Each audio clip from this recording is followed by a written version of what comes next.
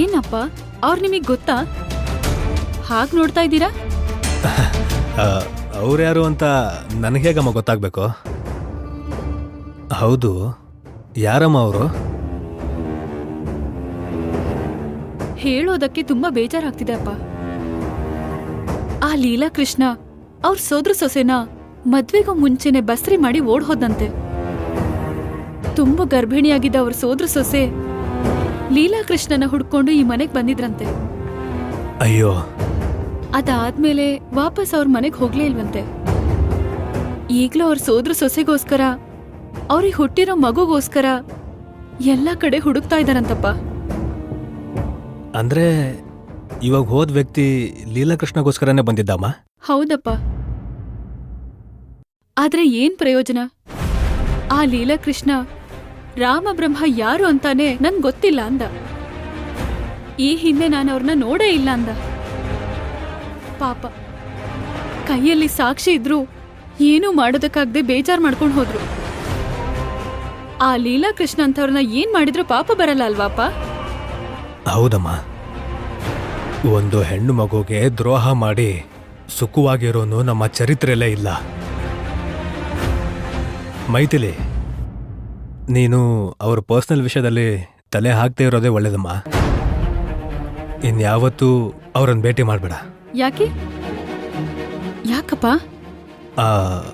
ಅಂದ್ರೆ ಅವ್ರಿಗೂ ಜಾನ್ಕಮ್ನವ್ರ ಕುಟುಂಬಕ್ಕೂ ಏನೋ ಜಗಳ ಇದೆ ಅಲ್ವಮ್ಮ. ಮಧ್ಯದಲ್ಲಿ ನೀನ್ ತಲೆ ಹಾಕಿದ್ರೆ ನಿನ್ ವಿರುದ್ಧನ ಇನ್ನೂ ಹಾಗೆ ಸಾಧಿಸ್ತಾರೆ. ನಮ್ಮಲ್ಲಾಗಿರೋ ಜಗಳದಿಂದಲೇ ಒದ್ದಾಡ್ತಾ ಇದ್ದೀವಿ. ಮತ್ತೆ ಹೊಸ ಜಗಳ ಯಾಕೆ ಅಂತ. ಸರಿಯಪ್ಪ, ಅವ್ರ ಪರ್ಸನಲ್ ವಿಷಯದಲ್ಲಿ ನಾನ್ ತಲೆ ಹಾಕಲ್ಲ ಬಿಡು.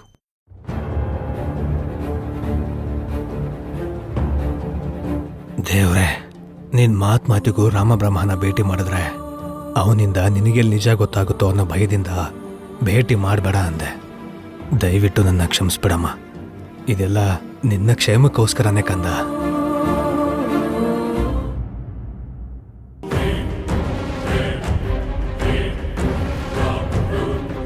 ಅಷ್ಟಕ್ಕೂ ಏನ್ ನಡೀತಾ ಇದೆ? ಮುಂಚೆ ಎಲ್ಲ ಏನ್ ನಡೀತು? ಅವನ್ ಯಾವನೋ ಇಲ್ಲಿಗೆ ಬರೋದೇನು? ಅವನ್ ಸೋದರ ಸೊಸೆಗೆ ದ್ರೋಹ ನಡೆದಿದೆ ಅಂತ ಹೇಳೋದು ಅಂದ್ರೇನು? ಅವನನ್ನ ಮೈಥಿಲಿ ಯಾಕೆ ಕರ್ಕೊಂಡ್ ಬರ್ಬೇಕು? ಇದನ್ನೆಲ್ಲ ನೋಡ್ತಾ ಇದ್ರೆ ನನ್ಗೆ ತಲೆ ತಲೆ ಕೆಟ್ಟ ಹೋಗ್ತಾ ಇದೆ. ಹೌದು ಅತ್ತಿಗೆ, ನಿಮ್ಗೆ ಹಾಗಿದ್ರೆ ನನ್ ಗಂಡನ ಮೇಲೆ ಹೊರಿಸಿದ ಆರೋಪಕ್ಕೆ ನನಗೆಷ್ಟು ಬೇಜಾರಾಗ್ತಿರ್ಬೇಕು ನೀವೇ ಯೋಚನೆ ಮಾಡಿ. ಇವಾಗ ನಾವ್ ಯೋಚನೆ ಮಾಡ್ಬೇಕಾಗಿರೋದು ಯಾರೋ ಬಂದು ನಮ್ಮಣ್ಣನ ಮೇಲೆ ಆರೋಪ ಹೊರಿಸ್ತಾ ಇದ್ದಾನೆ ಅಂತಲ್ಲ, ಈ ಮೈಥಿಲಿ ಅವನನ್ನ ಯಾಕೆ ಕರ್ಕೊಂಡ್ ಬಂದ್ಲು ಅನ್ನೋದು. ಕರೆಕ್ಟಾಗ ಹೇಳ್ದೆ ಸಿಸ್ಟರ್. ನಮ್ ಉತ್ತಮ್ಗೆ ಮದ್ವೆ ಆಗ್ಬಾರ್ದು ಅಂತ ಆ ಮೈಥಿಲಿ ಪಣ ತೊಟ್ಟಿದ್ದಾಳೆ ಅನ್ಸುತ್ತೆ. ಅದಕ್ಕೆ ಪ್ರತಿ ಸಲ ಅವ್ನ್ ಮದ್ವೆ ಕಾರ್ಯಕ್ರಮದಲ್ಲಿ ಏನಾದ್ರೂ ಒಂದ್ ನೆಪ ಇಟ್ಕೊಂಡ್ ಬರೋದು, ಆ ಮದ್ವೆ ಕಾರ್ಯಕ್ರಮ ಎಲ್ಲ ಹಾಳು ಮಾಡ್ಬಿಟ್ಟು ಹೋಗೋದು. ಆ ಮೈಥಿಲಿಗಿದೆಲ್ಲ ಚೆನ್ನಾಗ್ ಅಭ್ಯಾಸ ಆಗ್ಬಿಟ್ಟಿದೆ. ಹೌದು ಅಣ್ಣ, ಅವಳು ಈ ಕಾಲೋನಿನಲ್ಲಿ ಇರೋವರೆಗೂ ಉತ್ತಮ್ ಮದ್ವೆನ ನಡೆಯೋದಕ್ ಬಿಡಲ್ಲ ಅಂತ ನನಗೆ ಕ್ಲಿಯರ್ ಆಗಿ ಅರ್ಥ ಆಗಿದೆ. ಹೌದು ಅತ್ತಿಗೆ, ಅವರು ಇಲ್ಲಿಂದ ಮನೆ ಖಾಲಿ ಮಾಡ್ಕೊಂಡು ಹೋಗೋವರೆಗೂ ನಮ್ ಉತ್ತಮ್ಗೆ ಮದ್ವೆ ಪ್ರಶಾಂತವಾಗಿ ಮಾಡಕ್ಕಾಗಲ್ಲ. ಇದಕ್ಕಿರೋದು ಒಂದೇ ಪರಿಹಾರ, ಅವ್ರನ್ನ ಆದಷ್ಟು ಬೇಗನೆ ಈ ಕಾಲೋನಿಯಿಂದ ಹೊರಗಡೆ ಹಾಕೋದು. ಅವಳನ್ನ ಕಾಲೋನಿಯಿಂದ ಓಡಿಸ್ಬೇಕು, ಇಲ್ಲ ಅಂದ್ರೆ ಅರೆಸ್ಟ್ ಮಾಡಿಸಿ ಜೈಲಿಗಾದ್ರೂ ಕಳಿಸ್ಬೇಕು. ಅದೇನ್ ದೊಡ್ಡ ವಿಷಯ ಸಿಸ್ಟರ್. ನೀನ್ ಹೇಳಿರೋ ಪ್ರಕಾರ 10 ಲಕ್ಷ ರೂಪಾಯಿ ಕಟ್ಟೋದಕ್ಕೆ ಅವ್ರು ಕೊಟ್ಟಿರೋ ಟೈಮು ಇವತ್ತಿಗೆ ಮುಗ್ದೋಗುತ್ತೆ. ತಕ್ಷಣ ಅಸೋಸಿಯೇಷನ್ ಅವ್ರನ್ನ ಕರ್ಸೋಣ, ಕರ್ಸಿ ದುಡ್ಡು ಕಟ್ಟಿ ಅಂತ ಹೇಳೋಣ. ಹೇಗೂ ದುಡ್ಡು ಕಟ್ಟಕ್ ಆಗಲ್ಲ, ಆಗ ಕಾಲೋನಿಯಿಂದ ಓಡಿಸ್ಬಿಡೋಣ. ಇಲ್ಲ ಆಗಲ್ಲ ಅಂತ ಏನಾದ್ರೂ ಮಾತಾಡಿದ್ರೆ ಅರೆಸ್ಟ್ ಮಾಡಿಸಿದ್ರಾಯ್ತು.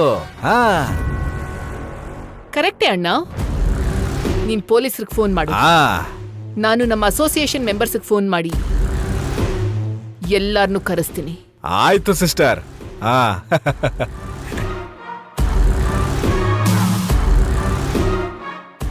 ಅಮ್ಮ,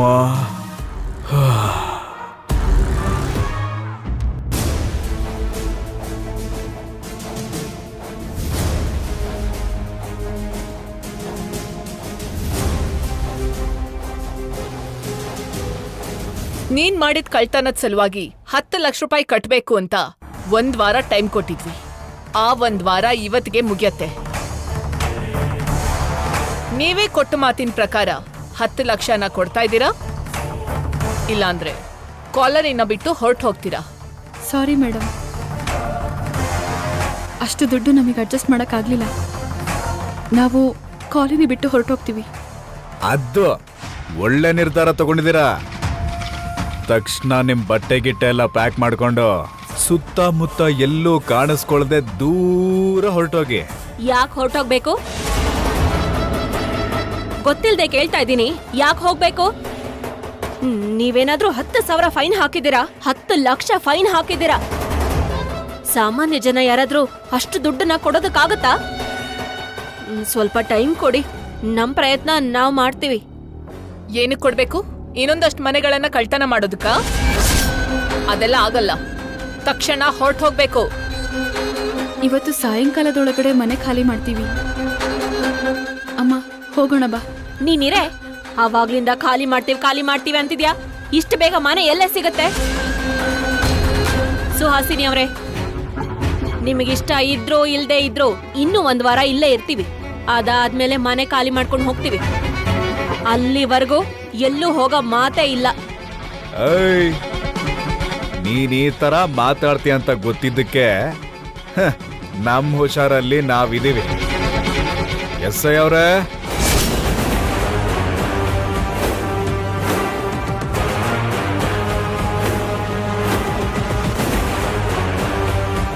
ಎಸ್ ಐ ಅವ್ರೆ, ನಾನ್ ಹೇಳ್ತಾ ಇರೋ ದೊಡ್ಡ ಕಳ್ಳಿ ಇವಳೆ. ಇವಳು ಮಾಡಿರೋ ಗನಂದಾರಿ ಕೆಲ್ಸನ ಆ ವಿಡಿಯೋದಲ್ಲಿ ನೋಡಿದ್ರಲ್ಲ? ನೋಡಿದೆ ಸರ್, ಅದಕ್ಕೆ ಬಂದಿತ್ತು. ಕಾನ್ಸ್ಟೇಬಲ್ಸ್, ಅವ್ರನ್ನ ಅರೆಸ್ಟ್ ಮಾಡಿ. ಯಾಕೆ ಸರ್? ನಾವು ಖಾಲಿ ಮಾಡ್ತೀವಿ ಅಂತ ಹೇಳ್ತಾ ಇದೀವಲ್ಲ. ಆ ನೀನೇನೋ ಖಾಲಿ ಮಾಡ್ತೀನಿ ಅಂತ ಹೇಳ್ತೀಯ. ನಿಮ್ಮ ಅಮ್ಮ ನೋಡಿದ್ರೆ ಆಗಲ್ಲ ಅಂತಾಳೆ. ಅದಕ್ಕೆ ಪೊಲೀಸರನ್ನ ಕರೆಸಿರೋದು. ಅರೆಸ್ಟ್ ಆಗಿ ಜೈಲ್ಗೆ ಹೋಗ್ತಿರೋ ಇಲ್ಲ ಖಾಲಿ ಮಾಡ್ಕೊಂಡು ಕಾಲೋನಿ ಬಿಟ್ಟು ಹೋಗ್ತಿರೋ ನೀವೇ ಡಿಸೈಡ್ ಮಾಡ್ಕೊಳ್ಳಿ. ಬೇಡ ಸರ್, ದಯವಿಟ್ಟು ನಮ್ಮಮ್ಮನ ಅರೆಸ್ಟ್ ಮಾಡಬೇಡಿ. ನಮ್ಮಮ್ಮಂಗ್ ನಾನ್ ಹೇಳ್ತೀನಿ, ಸಾಯಂಕಾಲದ ಒಳಗೆ ಮನೆ ಖಾಲಿ ಮಾಡ್ತೀವಿ. ನಮ್ಮಮ್ಮ ಏನು ಹೇಳ್ದ ಹಾಗೆ ನೋಡ್ಕೋತೀನಿ. ಅಮ್ಮ, ಬಾ ಅಮ್ಮ, ಹೋಗೋಣ. ಸಾಧ್ಯ ಇಲ್ಲ.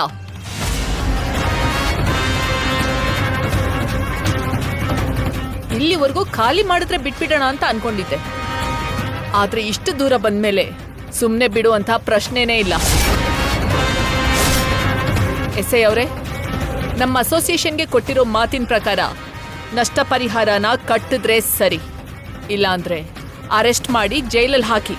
ಅಲ್ಲಿವರೆಗೂ ಇವ್ರಿಗೆಲ್ಲ ಬುದ್ಧಿ ಬರಲ್ಲ. ಏನ್ರಿ ಇದು ಅನ್ಯಾಯ?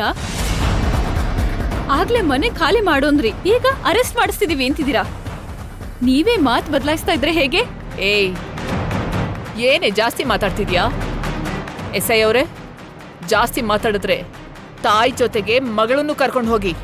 ಏನ್ರಿ ಇದು ಅನ್ಯಾಯ? ಮಾತಾಡಿದ್ರೆ ಅರೆಸ್ಟ್ ಮಾಡಿಸ್ಬಿಡ್ತೀರಾ? ನೀನ್ ಸುಮ್ನಿರ್ತೀಯಾ? ನೀನ್ ಏನಾದ್ರೂ ಹೇಳ್ಬೇಕು ಅಂತಿದ್ರೆ ಹೋಗಿ ಕೋರ್ಟಲ್ಲಿ ಮಾತಾಡು. ಎಸ್ ಐ ಅವರೇ, ಇವಳನ್ನ ಕರ್ಕೊಂಡು ಹೋಗಿ. ನಡಿಯಮ್ಮ, ಸರ್ ಪ್ಲೀಸ್ ಸರ್, ನನ್ ಮಾತನ್ನ ಒಂದ್ಸಲ ಕೇಳಿ. ಒಂದ್ಸಲ ನಾನು ಮಾತಾಡ್ತೀನಿ sir, please sir, please. Suhasini ಅವರೇ, ನಿಮಗೆ ಕೈ ಮುಗಿತೀನಿ, ದಯವಿಟ್ಟು ನಮ್ಮಮ್ಮನ ಅರೆಸ್ಟ್ ಮಾಡೋದು ಬೇಡ ಅಂತ ಹೇಳಿ. ನೀನೇನಾದ್ರೂ ನಮ್ ಸಿಸ್ಟರ್ ಕಾಲ್ ಹಿಡ್ಕೋತಿಯಾ ಹೇಗೆ? ಒಂದ್ಸಲ ಹಿಡ್ಕೊಂಡ್ರೆ ಕರುಣೆ ಬಂದ್ರು ಬರ್ಬೋದೇನೋ.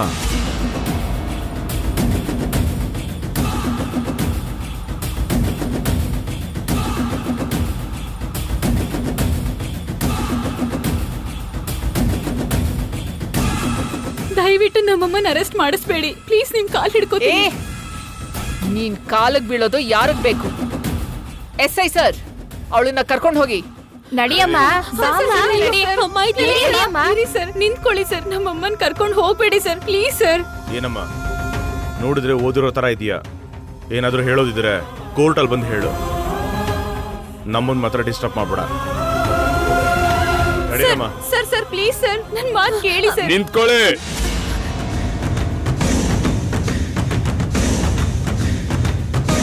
ಇವನ್ಯಾಕೆ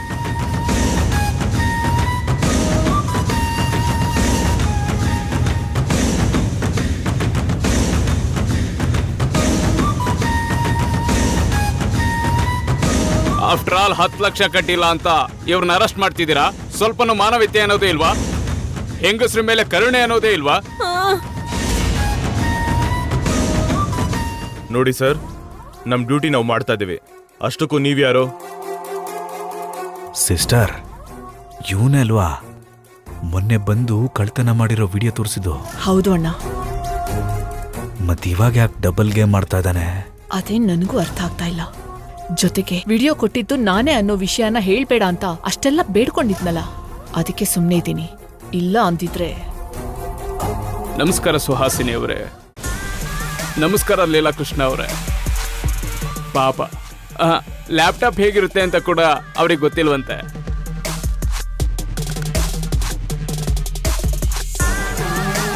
ಒಂದ್ಸಲಿ ನೋಡೋಣ ಅಂತ ತಗೊಂಡಿದ್ದಾರೆ. ಅದಕ್ಕೆ ಎಷ್ಟು ದೊಡ್ಡ ಶಿಕ್ಷೆ ಕೊಡೋದು ಅಂದ್ರೆ ಏನು ಹೇಳಿ? ಸರಿ ಬಿಡಿ, ಈಗೇನು 10 ಲಕ್ಷ ಫೈನ್ ಕಟ್ಬೇಕಲ್ವಾ? ಹಾ,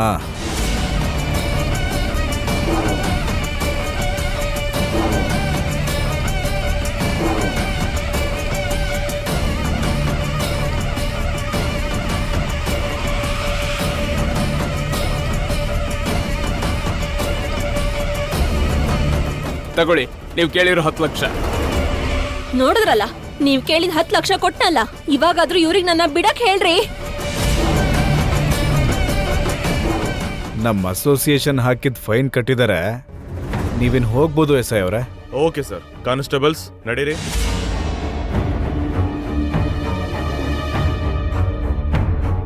ನಿಮ್ ದುಡ್ಡು ನಿಮಗ್ ಸಿಕ್ಕಾಯ್ತಲ್ಲ, ಈಗ ನಾವ್ ಹೋಗ್ಬೋದು ಅನ್ಸತ್ತೆ. ಹಾ, ಹೋಗ್ದೆ ಇಲ್ಲೇ ಕಳ್ತನ ಮಾಡ್ಕೊಂಡಿರ್ತೀಯಾ ಹೇಗೆ?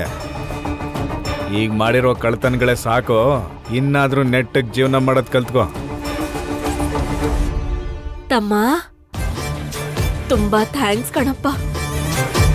ಸಮಯಕ್ಕೆ ಸರಿಯಾಗಿ ದೇವ್ರ ಹಾಗೆ ಬಂದು ನನ್ ಮರ್ಯಾದೆ ಕಾಪಾಡ್ದೆ. ಅಯ್ಯೋ, ಅದಕ್ಕೇನ್ ಬಿಡಿ ಅತ್ತೆ. ನಿಮಗಲ್ದೆ ಇನ್ಯಾರಿಗ್ ಸಹಾಯ ಮಾಡ್ಲಿ ಹೇಳಿ? ನಿನ್ನೆವರೆಗೂ ಅಕ್ಕ ಅಂತಿದ್ದವನು ಇವತ್ ನೋಡಿದ್ರೆ ಅತ್ತೆ ಅಂತಿದ್ದಾನೆ. ತುಂಬಾ ಥ್ಯಾಂಕ್ಸ್ ರೀ. ಸಮಯಕ್ಕೆ ದೇವ್ರ ತರ ಬಂದು ದುಡ್ಡು ಕೊಟ್ರಿ. ಇಲ್ಲಾಂದ್ರೆ ನಮ್ಮಮ್ಮನ್ನ ಅರೆಸ್ಟ್ ಮಾಡ್ತಾ ಇದ್ರು. ನಿನ್ಗವತ್ತೇ ಹೇಳಿದ್ದೆ, ನೀನ್ ನೋಡೋದಕ್ಕೆ ನನ್ನ ಹೆಂಡತಿ ತರನೇ ಇದೀಯಾ ಅಂತ. ನಿನ್ನ ನೋಡಿದ್ರೆ ಹೋಗಿರೋ ನನ್ನ ಹೆಂಡತಿನೇ ನೆನಪಾಗ್ತಾಳೆ. ಏಯ್, ನಿಮ್ ಕೃತಜ್ಞತೆ ಕಾರ್ಯಕ್ರಮಗಳನ್ನ ಆಚೆ ಇಟ್ಕೊಳ್ಳಿ. ಇನ್ ನೀವು ಹೊರಡ್ಬೋದು, ಹೋಗಿ. ಆಯ್ತು, ಹೋಗ್ತೀವಿ. ಅಪ್ಪ, ಏನ್ ಕೊಟ್ಟು ನಿನ್ ಋಣ ತೀರಿಸ್ಕೊಳ್ಳಿ ಹೇಳು. ಅವಶ್ಯಕತೆ ಬಂದಾಗ ನಾನೇ ಕೇಳ್ತೀನಿ ಅತ್ತೆ. ಆಗ ಇಲ್ಲ ಅಂದೆ ಋಣ ತೀರಿಸಿ. ಆಯ್ತಪ್ಪ. ಹಾಗಂತ ಮಾತ್ಕೊಡಿ.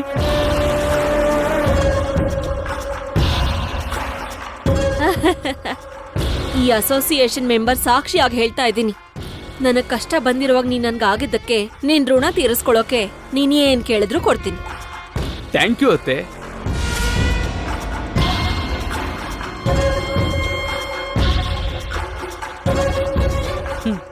ನಾನು ಇನ್ನೇನ್ ಕೇಳ್ತೀನಿ ಅತ್ತೆ, ನಿನ್ ಮಗಳನ್ನೇ ಕೇಳ್ತೀನಿ. ಸದ್ಯದಲ್ಲೇ ನಮ್ಮ ಮದ್ವೆ ಮಾಡೋದಕ್ಕೆ ರೆಡಿ ಆಗಿರು.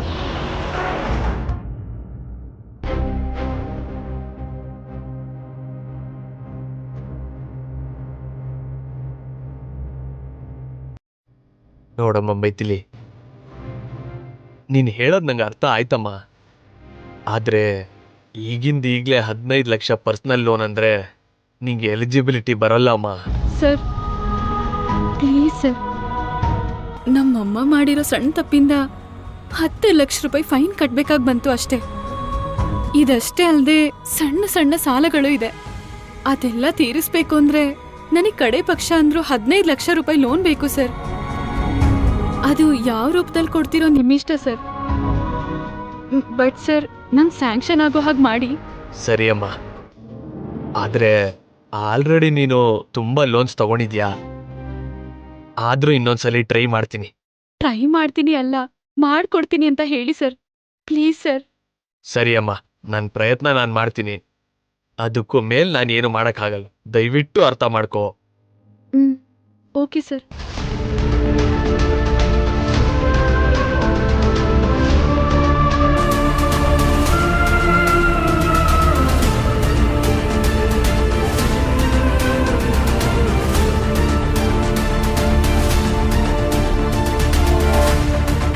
ಯಾಕಷ್ಟೊಂದು ಬೇಜಾರ್ ಮಾಡ್ಕೋತಾ ಇದೀಯಾ? ತಪ್ಪೆಲ್ಲ ನಿಮ್ಮ ಅಮ್ಮಂದೆ. ಬೇಡದೆ ಇರೋ ಕೆಲಸ ಎಲ್ಲ ಮಾಡೋದು, ಆಮೇಲೆ ಇಲ್ದೇ ಇರೋ ಸಮಸ್ಯೆಗಳನ್ನ ನಿನ್ ತಲೆ ಮೇಲೆ ಹಾಕೋದು. ನೀನಂತ ಸಹಿಸ್ಕೋತಾ ಇದೀಯಾ. ನಾನಾಗಿದ್ರೆ ಕತ್ತಿ ಹಿಸುಕಿ ಸಾಯಿಸ್ಬಿಡ್ತಿದ್ದೆ. ಏನೇ ಆ ಮಾತು? ಅದೇನೇ ತಪ್ಪು ಮಾಡಿದ್ರು, ಬೇಡದೆ ಇರೋ ಕೆಲಸ ಮಾಡಿದ್ರು, ಅವರು ನಮ್ಮಮ್ಮ, ನನಗ್ ಜನ್ಮ ಕೊಟ್ಟಿರೋ ತಾಯಿ. ಅಮ್ಮನ ಹತ್ರ ಲೋಪಗಳನ್ನ ಹುಡುಕ್ತಾ, ಅಮ್ಮಂಗೆ ಕೊಂಕು ಮಾತಾಡ್ತಾ, ಅಮ್ಮಂಗೆ ಬೆರಳೆತ್ತಿ ತೋರ್ಸೋರು ನನ್ ದೃಷ್ಟಿಲಿ ಅವರು ಮಕ್ಕಳೇ ಅಲ್ಲ. ಅಷ್ಟಕ್ಕೂ ಅವರು ಏನೇ ಮಾಡಿದ್ರು ನನ್ನಮ್ಮ. ಅವ್ರನ್ನ ಕಾಪಾಡ್ಕೋಬೇಕಾಗಿರೋ ಜವಾಬ್ದಾರಿ ನಂದೇ. ನೀನು ಬದ್ಲಾಗಲ್ಲ, ನಿನ್ನ ಅಮ್ಮನೂ ಬದ್ಲಾಗಲ್ಲ. ಕರ್ಮ.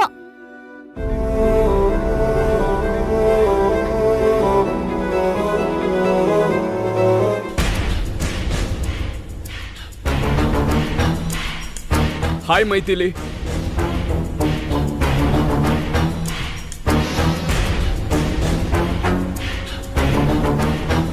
ಬಂದ ತಲೆ ತಿನ್ನೋನು ಇವನೇ ನಮ್ಮನೆ ಓನರ್. ಇವನ್ ಓವರ್ ಆಕ್ಷನ್ ಇಂದ ಸಾಯ್ತಾ ಇದ್ದೀನಿ. ನಾನ್ ನೋಡ್ಕೋತೀನಿ. What can I do for you? ನೀನ್ ನನಗೋಸ್ಕರ ಏನು ಮಾಡೋದು ಬೇಕಾಗಿಲ್ಲ. ಆದ್ರೆ ಮೈಥಿಲಿ, ನಾನು ನಿಮ್ ಬ್ರಾಂಚಲ್ಲಿ ಹೊಸದಾಗಿ ಅಕೌಂಟ್ ಓಪನ್ ಮಾಡಬೇಕು ಅಂತ ಅನ್ಕೋತಾ ಇದ್ದೀನಿ.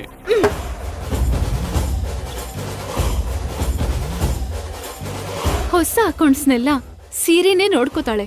ಅವಳನ್ನೇ ಕೇಳಿ. ಇಷ್ಟು ಚಿಕ್ಕ ವಿಷಯಕ್ಕೆ ಅಷ್ಟು ಕೋಪ ಯಾಕೆ?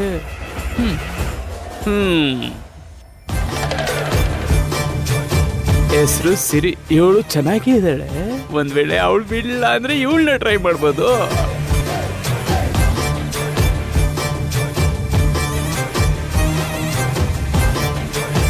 ಇದು ನನ್ನ ಆಧಾರ್ ಕಾರ್ಡ್, ಇದು ಪ್ಯಾನ್ ಕಾರ್ಡ್. ಮಿಕ್ಕಿದ ಮ್ಯಾಟ್ರನ್ನ ನೀನೇ ನೋಡ್ಕೊ. ಆಯ್ತು, ಮೊದಲು ಈ ಫಾರ್ಮ್ ಫಿಲ್ ಮಾಡಿ. ಪೆನ್ ಸಿಗ್ಬೋದಾ? ಅಲ್ಲಿದೆ ನೋಡಿ, ತಗೊಳ್ಳಿ. ಹಾ.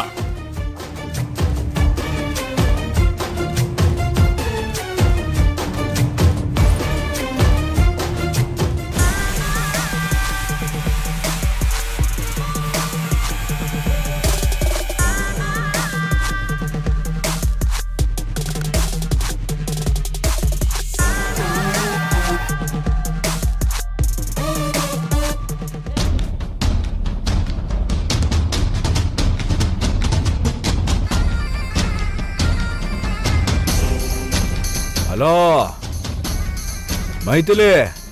ಹೇಳಿ. ಯಾಕೋ ನನ್ನ ಡೆಬಿಟ್ ಕಾರ್ಡು ಕೆಲಸ ಮಾಡ್ತಿಲ್ಲ.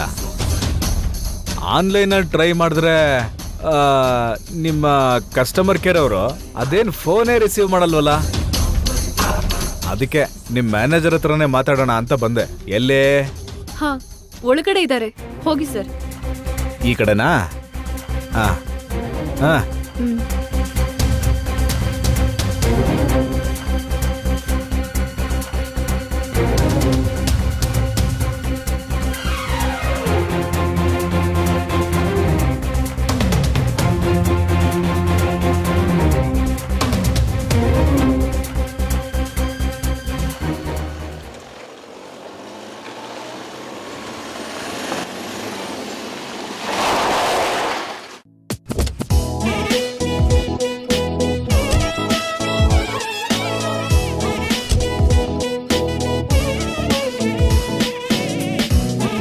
ಹೇಳಿದ್ ಅರ್ಥ ಆಯ್ತಲ್ವಾ ಕಂದ?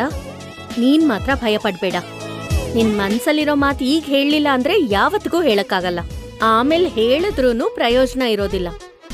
ಆಯ್ತು ಅಮ್ಮ, ಇವತ್ತು ನನ್ನ ಮನ್ಸಲ್ಲಿರೋ ಮಾತನ್ನ ಖಂಡಿತ ಮೈಥಿಲಿಗೆ ಹೇಳೇ ಹೇಳ್ತೀನಿ.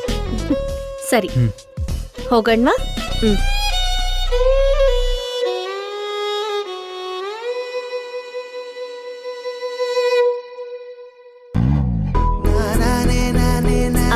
ಅಲ್ಲೋಡು, ನನ್ ಸೊಸೆ ಅಲ್ಲೇ ಇದ್ದಾಳೆ.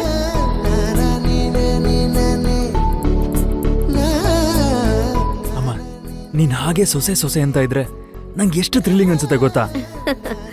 ಲೋ ಅಲ್ಪ ಸಂತೋಷಿ, ಹೆದರ್ಕೊಳ್ಳೋನು ಬರೀ ಕನಸು ಕಾಣ್ತಾನೆ, ಆದ್ರೆ ಬುದ್ಧಿವಂತ ಆ ಕನ್ಸನ್ನ ನನ್ಸ್ ಮಾಡ್ಕೋತಾನೆ.